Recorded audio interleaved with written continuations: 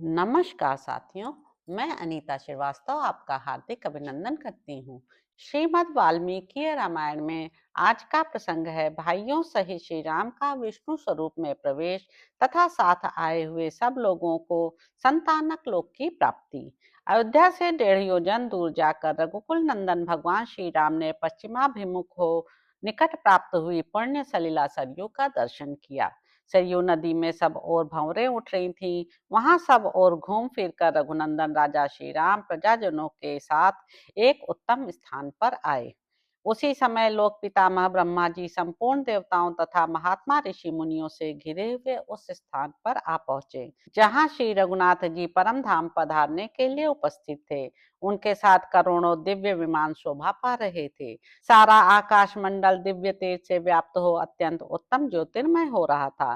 पुण्य कर्म करने वाले स्वर्गवासी स्वयं अप्रकाशित होने वाले अपने तेज से उस स्थान को उद्भाषित कर रहे थे। परम पवित्र सुगंधित एवं सुखदायिनी हवा चलने लगी। देवताओं द्वारा गिराए गए राशि राशि दिव्य पुष्पों की भारी वर्षा होने लगी। उस समय सैकड़ों प्रकार के बाजे बजने लगे और गंधर्वों तथा अप्सराओं से वहां का स्थान भर गया।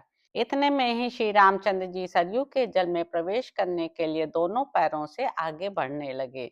तब ब्रह्मा जी आकाश से ही बोले, श्री विष्णु स्वरूप रघुनंदन, आइए, आपका कल्याण हो। हमारा बड़ा सौभाग्य है जो आप अपने परम धाम को पधार रहे हैं। महाबाहो, आप देवतुल्य तेजस्वी भाइयों के साथ अपने स्वरूप भूत लोक में प्रवेश करें। आप जिस स्वरूप में प्रवेश करना चाहें, अपने उसी स्वरूप में प्रवेश करें। महातेजस्वी परमेश्वर, आपकी इच्छा हो तो चतुर्भुज विष्णु रूप में ही प्रवेश करें अथवा अपने सनातन आकाश में अव्यक्त ब्रह्म रूप में ही विराजमान हो। देव, आप ही संपूर्ण लोकों के आश्रय हैं। आपकी पुरातन पत्नी योग माया स्वरूपा जो विशाल लोचना सीता देवी हैं, उनको छोड़कर दूसरे कोई आपको यथार्थ रूप से नहीं जानते हैं, क्योंकि आप अचिंत्य, अविनाशी तथा जरा आदि अवस्थाओं से रहित पर ब्रह्म हैं। अतः महातेजस्वी राघवेंद्र, आप जिसमें चाहें अपने उसी स्वरूप में प्रवेश करें। पितामह ब्रह्मा जी की यह बात सुनकर परम बुद्धिमान श्री रघुनाथ जी ने कुछ निश्चय करके भाइयों के साथ शरीर सहित अपने वैष्णव तेज में प्रवेश किया। फिर तो इंद्र और अग्नि आदि सब देवता, साध्य तथा मरुदगण भी विष्णु स्वरूप में स्थित हुए भगवान श्री राम की पूजा करने लगे।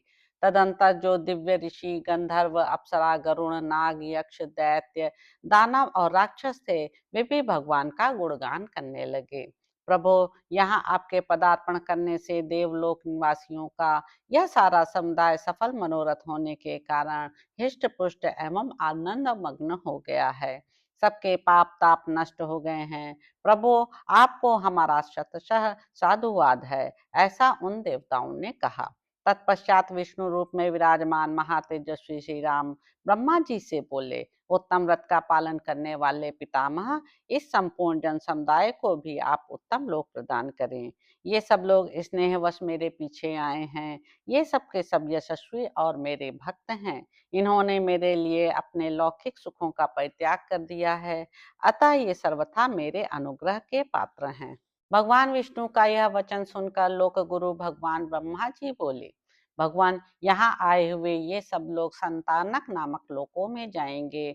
पशु पक्षियों की योनि में पड़े हुए जीवों में से भी जो कोई आपका ही भक्तिभाव से चिंतन करता हुआ प्राणों का परित्याग करेगा, वह भी संतानक लोकों में ही निवास करेगा। यह संतानक लोक ब्रह्म लोक के ही निकट है। वह ब्रह्मा के सत्य संकल्पत्व आदि सभी उत्तम गुणों से युक्त है। उसी में यह आपके भक्त जन निवास करेंगे। जिन वानरों और रीछों की देवताओं से उत्पत्ति हुई थी, वे अपनी अपनी योनि में ही मिल गए। जिन जिन देवताओं से प्रकट हुए थे, उन्हीं में प्रविष्ट हो गए। सुग्रीव ने सूर्य मंडल में प्रवेश किया। इसी प्रकार अन्य वानर भी सब देवताओं के देखते देखते अपने अपने पिता के स्वरूप को प्राप्त हो गए।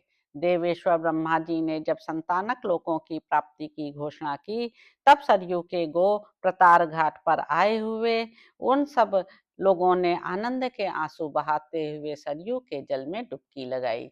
जिसने जिसने जल में गोता लगाया, वही वही बड़े हर्ष के साथ प्राणों और मनुष्य शरीर को त्याग कर विमान पर जा बैठा। पशु पक्षी की योनि में पड़े हुए सैकड़ों प्राणी सरयू के जल में गोता लगाकर तेजस्वी शरीर धारण करके दिव्य लोक में जा पहुंचे। वे दिव्य शरीर धारण करके दिव्य अवस्था में स्थित हो देवताओं के समान दीप्तिमान हो गए। स्थावर और जंगम सभी तरह के प्राणी सरयू के जल में प्रवेश करके उस जल से अपने शरीर को भिगोकर दिव्य लोक में जा पहुंचे। उस समय जो कोई भी रीछ, वानर या राक्षस वहां आ गए, वे सभी अपने शरीर को सरयू के जल में डालकर भगवान के परम धाम में जा पहुंचे। इस प्रकार वहां आए हुए सब प्राणियों को संतानक लोकों में स्थान देकर लोक गुरु ब्रह्मा जी हर्ष और आनंद से भरे हुए देवताओं के साथ अपने महान धाम में चले गए। तो इस प्रकार साथियों, उत्तरकांड में निहित 110वां सर्ग यहाँ पर समाप्त होता है। इसके अगले अंक में आप जानेंगे कि रामायण काव्य का उपसंहार और इसकी महिमा। तो अब आपसे अगले अंक में मुलाकात होगी। मेरे YouTube चैनल संवाद विद अनीता को लाइक करें, शेयर करें, सब्सक्राइब करें। धन्यवाद साथियों।